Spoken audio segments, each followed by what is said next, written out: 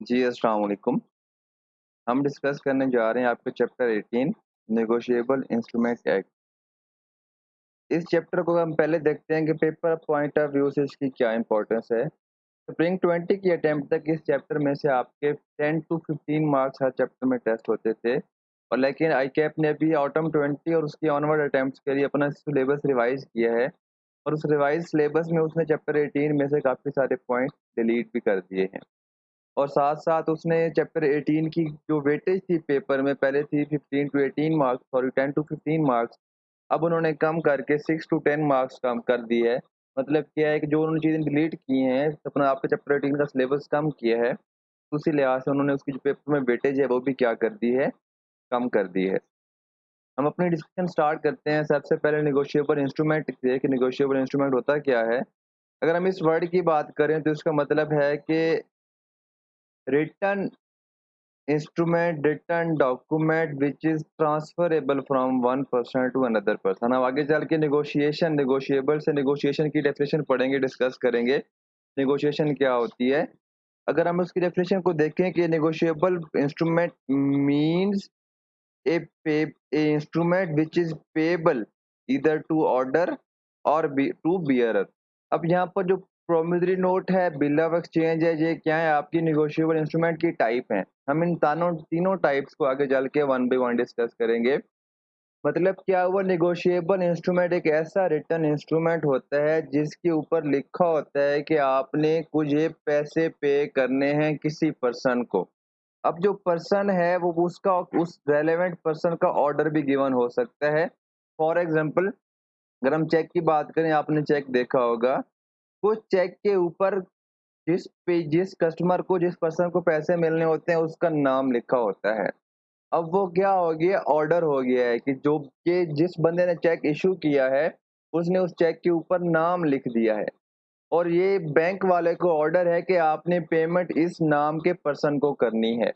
तो उस केस में ये ऑर्डर जिस पर्सन को पेमेंट का ऑर्डर किया गया है कि जिस पर्सन ने पेमेंट रिसीव करनी है, तो वो खुद जाकर बैंक में जाकर अपना आईडी कार्ड दिखाएगा या आईडी कार्ड की कॉपी साथ में वो सबमिट करवाएगा, तभी बैंक क्या करेगा, उसको पेमेंट करेगा। और कुछ चेक ऐसे होते हैं जिनके ऊपर कोई नेम लिखा हुआ नहीं होता, जस्ट अमाउंट लिखी होती है, नीचे सिग्नेचर किए होते हैं और डेट लिखी होती है। अब वो चेक होता है बियरर।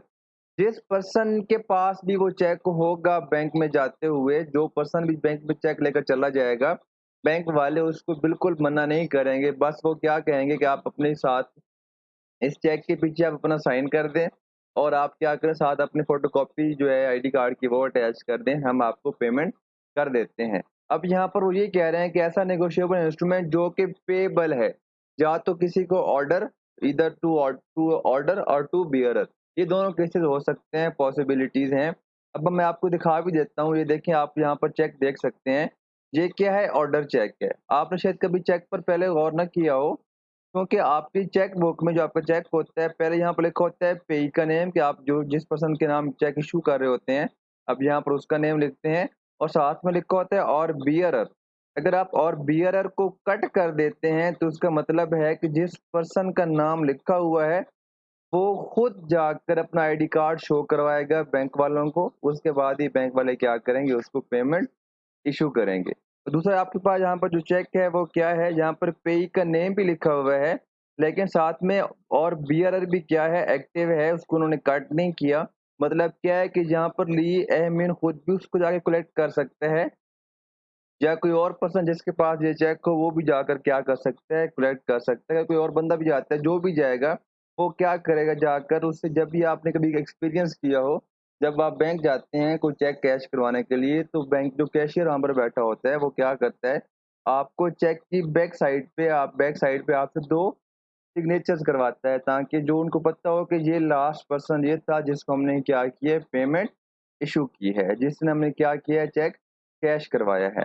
तो ये क्या था, आपका नेगोशिएबल इंस्ट्रूमेंट था। चेक के बारे में आपको नॉलेज है कि चेक क्या होता है।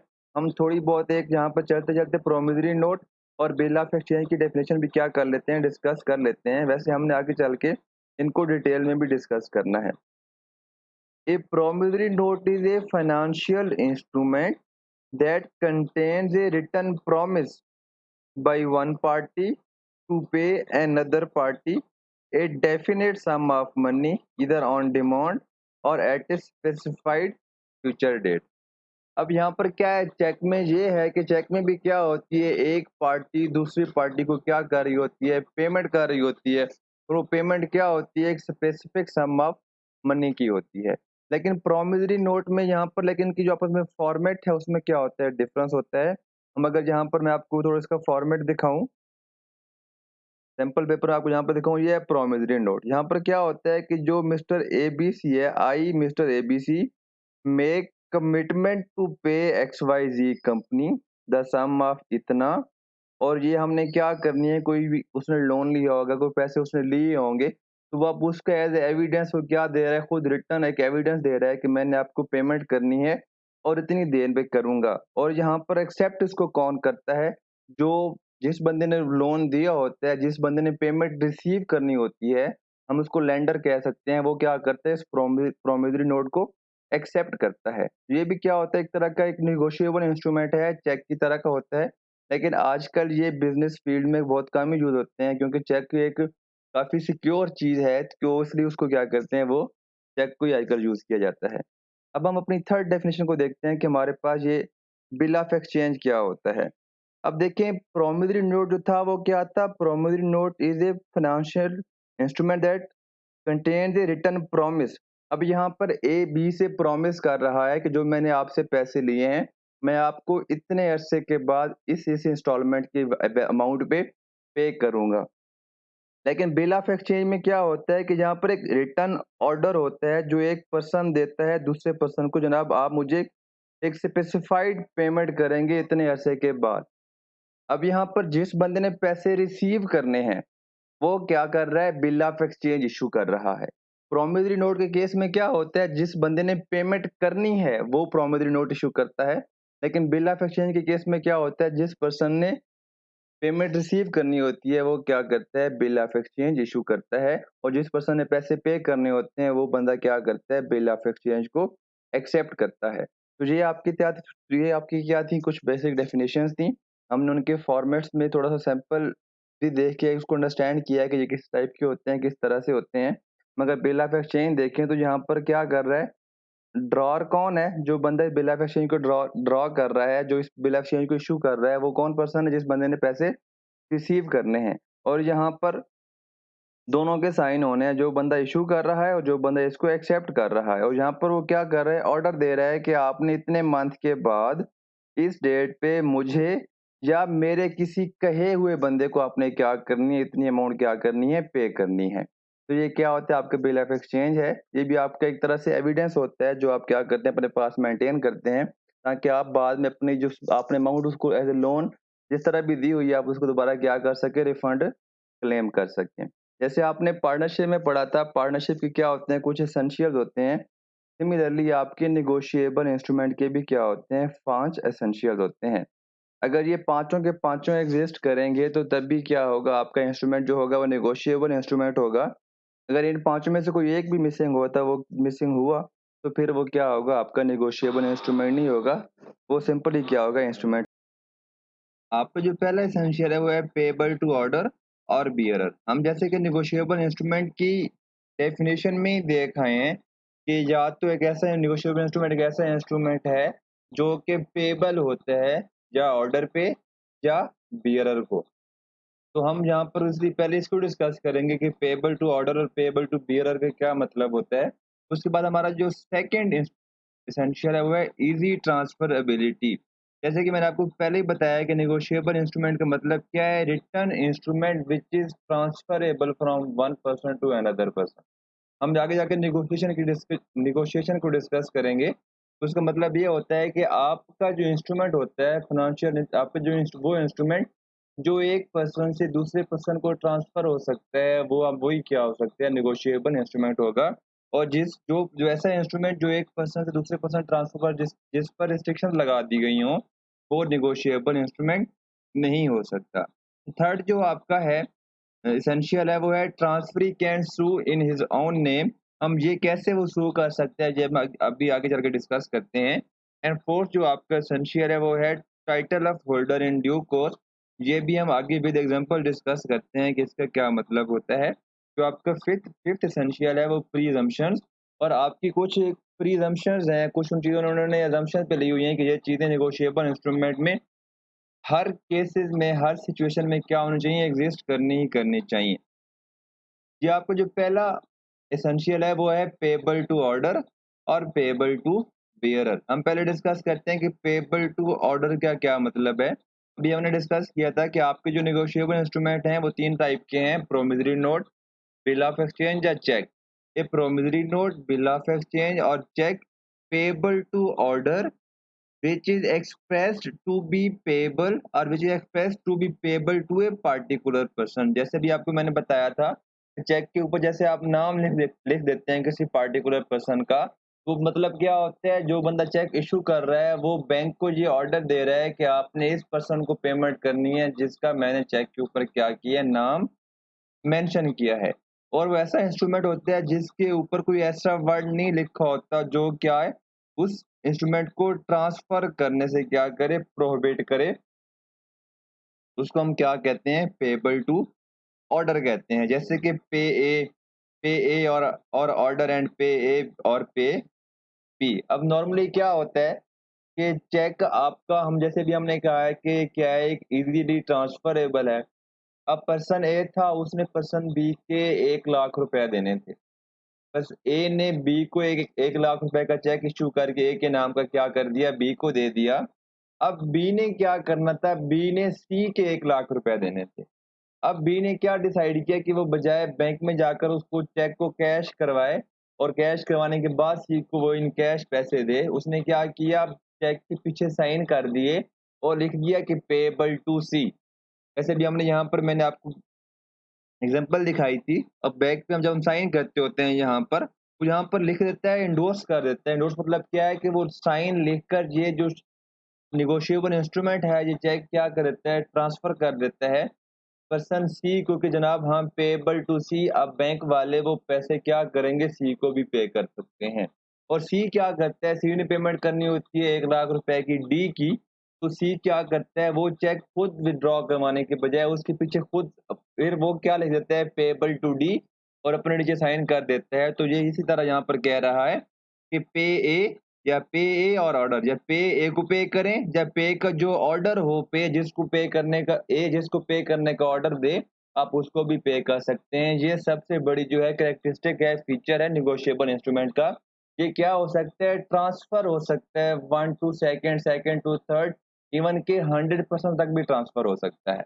हम आगे चल के इसको डिस्कस करेंगे। पहले आपका चैप्टर 18 में एक टॉपिक था, एक क्वेश्चन था, डिस्चार्ज ऑफ लायबिलिटी। अब उन्होंने आपके चैप्टर में से डिलीट कर दिया, अब सिलेबस का पार्ट नहीं है, वरना हम उसकी कुछ बातें भी यहाँ पर डिस्कस करते, लेकिन यहाँ पर अब वो क्या हो जाएंगी, इररेलेवेंट हो जाएंगी। अब आपका जो नेक्स्ट है वो क्या है, payable to bearer. If an instrument is payable to any person whoever bears it, it then is called payable to bearer. जैसे कि अब यहाँ पर मैंने आपको कहा था, मैं दोबारा एग्जांपल पे आते हैं, यहाँ पर उन्होंने पेई का नाम भी लिख दिया है, लेकिन यहाँ पर बियरर भी क्या है, एक्टिव है, उन्होंने यहाँ पर इसको कैंसिल नहीं किया। तो या तो जिस पर्सन के पास भी ये चेक होगा वो जाकर क्या करवा सकता है, पेमेंट रिसीव कर सकता है। जिस पर्सन के पास भी प्रोमिसरी नोट होगा, जिस पर्सन के पास भी बिल ऑफ एक्सचेंज होगा, अगर वो पेएबल टू ऑर्डर नहीं है, तो फिर वो क्या होगा, पेएबल टू बियरर होगा, क्योंकि पेमेंट 2 पर्सन रिसीव कर सकते हैं। या जिस बंदे के नाम पर वो चेक इशू है वो खुद रिसीव कर सकता है। अगर वो किसी को ऑर्डर नहीं दिया गया, तो जिस पर्सन के पास भी हुआ है वो क्या कर सकते हैं, उसकी पेमेंट रिसीव कर सकता है। आपकी जो सेकंड फीचर है वो क्या है, इजी ट्रांसफरेबिलिटी। अभी मैंने आपको एग्जांपल दी भी थी कि पर्सन ए ने पर्सन बी को चेक इशू किया 1 लाख रुपए का, बी ने सी के पैसे देने थे, बी ने वो चेक क्या किया, खुद निकलवाने की बजाय सी को दे दिया, और सी ने पैसे देने थे डी के, और सी ने पैसे चेक खुद निकलवाने की बजाय डी को वो चेक दिया, और डी ने जाकर क्या करवा लिए, पैसे बैंक से विथड्रॉ करवा लिए। इस तरह से क्या हो गया, ए ने बी के भी पैसे दे दिए, बी ने सी के भी दे दिए और सी ने डी के भी दे दिए। इसलिए यहाँ पर क्या आ रहा है कि नेगोशिएबल इंस्ट्रूमेंट वो इंस्ट्रूमेंट होता है, they are transferable from one person to another person by mere delivery if payable to bearer. अगर अब पेएबल टू बियरर था, जैसे अभी मैंने क्या कहा था, जो मैंने एग्जांपल पीछे दी थी इस केस में मैंने कहा था कि अगर ए ने बी को दिया है और ए को ऑर्डर था कि जो पैसे ए ने रिसीव करने हैं, तो वो क्या करेगा, चेक की बैक साइड पे लिखेगा कि payable to B. Payable to C लिखकर बी क्या करता है, पेएबल टू सी लिखकर नीचे अपने साइन कर देता है। इसको हम नेगोशिएबल इंस्ट्रूमेंट एक्ट में लॉ की लैंग्वेज में क्या कहा गया है, इंडोर्समेंट का वर्ड यूज किया गया है। वो उसका क्या मतलब है कि अगर कोई ऐसा इंस्ट्रूमेंट है, ऐसा कोई नेगोशिएबल इंस्ट्रूमेंट है जो पेएबल टू ऑर्डर है, अगर आप वो आगे ट्रांसफर करना चाहते हैं, तो आपको क्या करना पड़ेगा, उस इंस्ट्रूमेंट की अगर फेस पे जगह बची हुई है, तो आप उस पर क्या करेंगे, जिस पर्सन को आप ट्रांसफर कर रहे हैं, आप लिखेंगे पेएबल टू मिस्टर एक्स, जो भी उसका नाम है, और नीचे जो बंदा उसको इंडोर्स कर रहा है, जो ट्रांसफर कर रहा है, वो बंदा क्या करेगा, साइन करेगा। सिमिलरली अगर चेक है, तो वो चेक की बैक साइड पे क्या करेगा, साइन करेगा। हम आगे चल के एंडोर्समेंट को डिस्कस करेंगे। तो यहाँ पर कह रहा है कि अगर पेएबल टू बियरर है, तो फिर तो कोई मसला भी नहीं है, आपको कोई साइन करने की ज़रूरत नहीं है। अब पर्सन ए ने क्या किया, एक चेक विथड्रॉ चेक इश्यू किया, जस्ट उसके ऊपर 1 लाख रुपए की अमाउंट लिखी, डेट लिखी और साइन कर दी और मिस्टर बी को दे दी। अब उसके ऊपर बी का नाम नहीं लिखा हुआ, मतलब क्या ये पेएबल टू बी, और अगर जिस पर्सन के पास भी चेक होगा वो क्या कर सकता है, जाके विथड्रॉ करवा सकता है। तो बी ने पैसे देने थे सी के 1 लाख रुपए। अब बी वो चेक सी को तो दे देगा, लेकिन अब बी को उस चेक के ऊपर कोई भी साइन कुछ भी लिखने की ज़रूरत नहीं है। तो मतलब क्या है, अगर बियरर चेक है तो वो जस्ट डिलीवर करने से क्या हो जाएगा, ट्रांसफर हो जाएगा। अगर पेएबल टू ऑर्डर है, तो उस केस में आपको क्या करनी पड़ेगी, एंडोर्समेंट करनी पड़ेगी। एंडोर्समेंट क्या है कि आपको उस इंस्ट्रूमेंट, अब इंस्ट्रूमेंट तीनों में से कोई भी हो सकता है, चेक भी हो सकता है, प्रोमिसरी नोट भी हो सकता है, बिल ऑफ एक्सचेंज भी हो सकता है।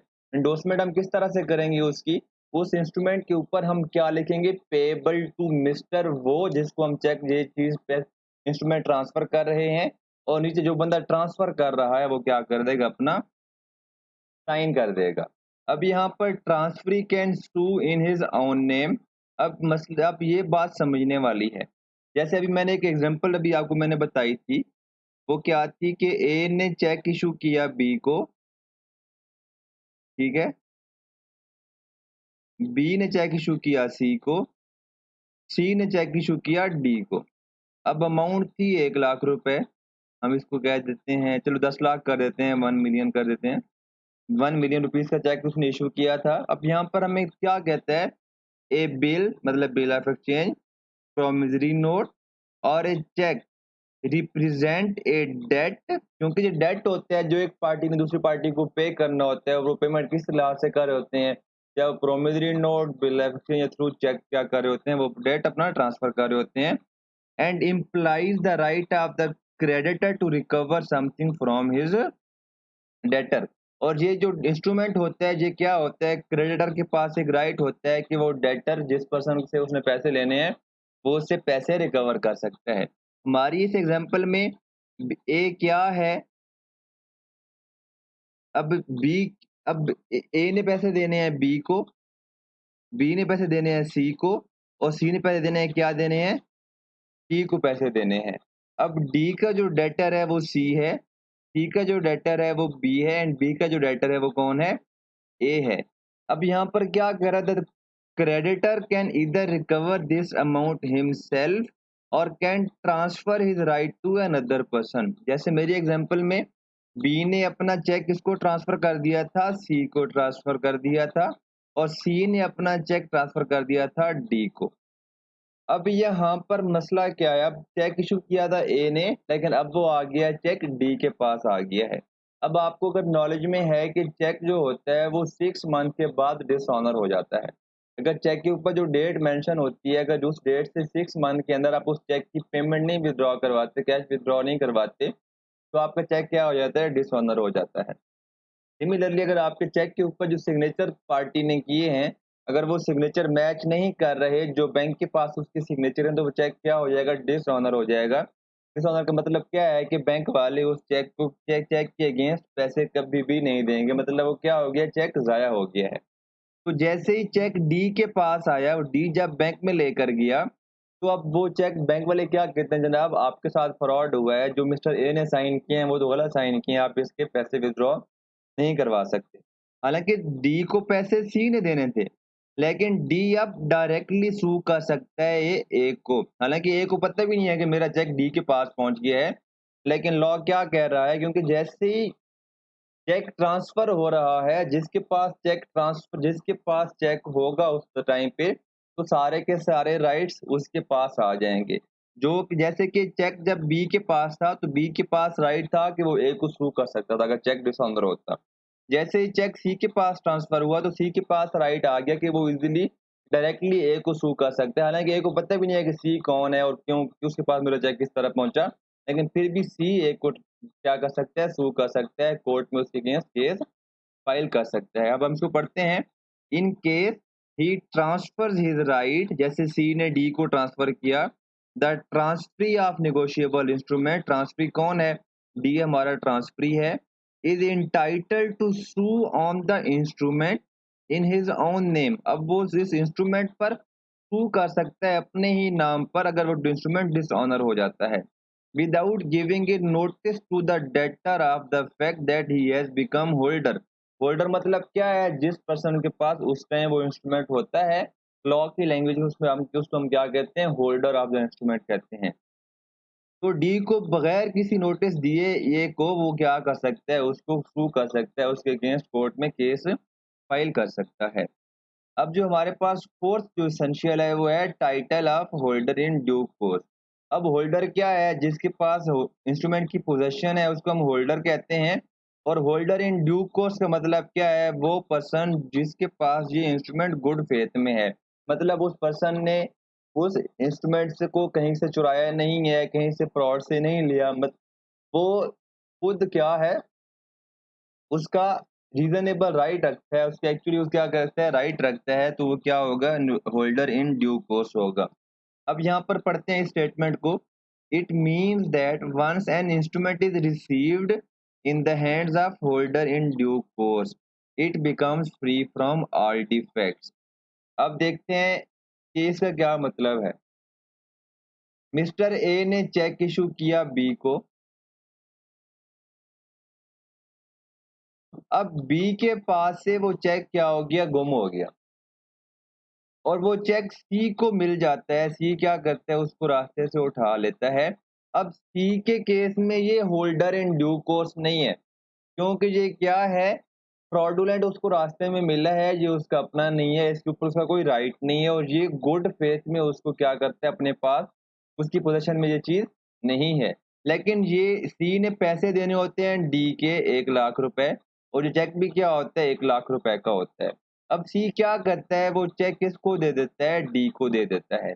अब डी को पता नहीं है कि ये चेक तो उसने चोरी किया है, कहीं से छुपाया है, या कहीं से गिरा हुआ उसने उठाया है। डी ने क्या समझा है कि इसको किसी ने पैसे देने थे सी को, सी ने उनसे चेक लिया है और मुझे ट्रांसफर कर दिया है, तो अब ये क्या है, चेक मेरी प्रॉपर्टी है, मैं जाकर पैसे बैंक से निकलवा सकता हूँ। इस केस में जो डी है, डी के पास जो चेक है वो गुड फेथ में है, तो ये क्या, डी क्या हो गया, होल्डर इन ड्यू कोर्स हो गया। तो जैसे ही instrument holder in due course के पास आता है, वो क्या हो जाता है, फ्री फ्रॉम ऑल डिफेक्ट्स हो जाता है। सी के केस में उसमें डिफेक्ट्स थे क्योंकि सी की पर्सनल प्रॉपर्टी नहीं थी, लेकिन डी के केस में जैसे, क्योंकि डी क्या है, होल्डर इन ड्यू कोर्स है, जैसे डी के पास वो इंस्ट्रूमेंट आया, तो डी क्या हो गया आपका, तो आपका जो इंस्ट्रूमेंट वो क्या हो गया, फ्री फ्रॉम ऑल डिफेक्ट्स हो गया है। अब हम कुछ प्रिजम्पशन डिस्कस करते हैं कि इंस्ट्रूमेंट के अंदर, नेगोशिएबल इंस्ट्रूमेंट के अंदर ये कुछ चीज़ें क्या होंगी, हर वक्त अवेलेबल ही होंगी। पहली क्या है, कंसिडरेशन, मतलब है कि जो निगोशिएबल इंस्ट्रूमेंट है, ये इशू हो रहा है किसी कंसिडरेशन के अगेंस्ट। और अगर बिजनेस है, तो बिजनेस ने कोई चीज़ परचेज की होगी, तभी वो क्या कर रहा है, चेक इशू कर रहा है, या उसने कोई चीज़ परचेज परचेज की है, उसके अगेंस्ट वो क्या कर रहा है, प्रोमिसरी नोट दे रहा है, प्रॉमिस कर रहा है कि मैं इस डेट को आपको क्या कर दूंगा, पेमेंट कर दूंगा। तो नेगोशिएबल इंस्ट्रूमेंट्स की ये हम अजम्पशन है हमारी कि नेगोशिएबल इंस्ट्रूमेंट जो हम ड्रॉ करते हैं, एक्सेप्ट क्या करते हैं, हम प्रोमिसरी नोट एक्सेप्ट करते हैं, क्योंकि जो हमारा पे ही होता है, जिसने हमें पे करने होते हैं, जो हमारा क्रेडिटर होता है, और जिसने हमारा जो हमारा डेटर होता है, वो हमें प्रोमिसरी नोट देता है, प्रॉमिस करता है कि मैं आपको पैसे दूंगा, हम क्या करते हैं, एक्सेप्ट करते हैं। हम इंडोर्स करते हैं, अगर हम किसी और पार्टी को ट्रांसफर करते हैं, तो ज़ाहिर सी बात है, हमने उससे कोई चीज़ पहले बेनिफिट लिया होगा, उसी के अगेंस्ट हम क्या कर रहे हैं, उसको पेमेंट कर रहे हैं। तो ये आपकी क्या है, वो लॉ कहता है कि हम ये अज्यूम करते हैं कि जो भी निगोशिएबल इंस्ट्रूमेंट आप ड्रॉ कर रहे हैं, इंडोर्स कर रहे हैं या ट्रांसफर कर रहे हैं, उसके पीछे कोई ना कोई कंसिडरेशन क्या होगी, एग्जिस्ट कर रही होगी। जो आपकी सेकंड प्रिजम्पशन है वो है डेट। वो कह रहे हैं कि every negotiable instrument bearing a date was made और ड्रॉन ऑन सच डेट। मतलब क्या हो कि जो डेट आपके इंस्ट्रूमेंट के ऊपर मेंशन है, हम ये अज्यूम कर रहे हैं कि आपका इंस्ट्रूमेंट उसी डेट पर क्या किया गया था, इशू किया गया था। अगर हम चेक की बात करें तो आपने मे बी अकाउंटिंग के अंदर बैंक रिकॉन्स्टिट्यूशन स्टेटमेंट पढ़ी होगी, वहां पर आपने एक पोस्ट डेटेड चेक की एडजस्टमेंट पढ़ी होगी। तो पोस्ट डेटेड चेक क्या होता है कि आज फॉर एग्जांपल 20th जून है, तो आप उसके ऊपर मेंशन डेट लिख देते हो 20th अगस्त 2020। वो जो चेक है वो पोस्ट डेटेड चेक हो गया, वो 20 अगस्त से पहले आप उस चेक के पैसे विड्रॉ नहीं करवा सकते। तो आप क्या अज्यूम करेंगे कि वो चेक आपका किस डेट पे आपने ड्रॉ किया है, वो आपने ड्रॉ ही किस डेट को किया है, 20 अगस्त को ड्रॉ किया है। लॉ क्या कहता है, every negotiable instrument bearing a date, उसके ऊपर डेट कौन सी मेंशन होती है, होगी 20 अगस्त की मेंशन होगी, तो हम क्या अज्यूम करेंगे कि उसी डेट पर क्या किया गया था, ड्रॉ किया गया था। Time of acceptance, every bill of exchange was accepted within a reasonable time after its date and before its maturity. अब मैच्योरिटी क्या होती है, अभी जैसे आपने अभी हमने वीडियो के स्टार्ट में प्रोमिसरी नोट को डिस्कस किया था, वहां पर क्या क्या करता है, जो बंदा प्रॉमिस कर रहा होता है वो ये कहता है कि आपने मैं आपको इस डेट पे ये पैसे दूंगा। वो जो पेमेंट की डेट होती है, जिस डेट पे आपको जो प्रोमिसरी नोट या बिल ऑफ एक्सचेंज पे जब हम जब जब ड्रॉर जब जिस बंदे ने पैसे रिसीव करने होते हैं, जो बिल ऑफ एक्सचेंज इशू कर रहा होता है, वो मेंशन करता है कि फॉर एग्जांपल 30 जून को आपने मुझे इतने पैसे पे करने हैं।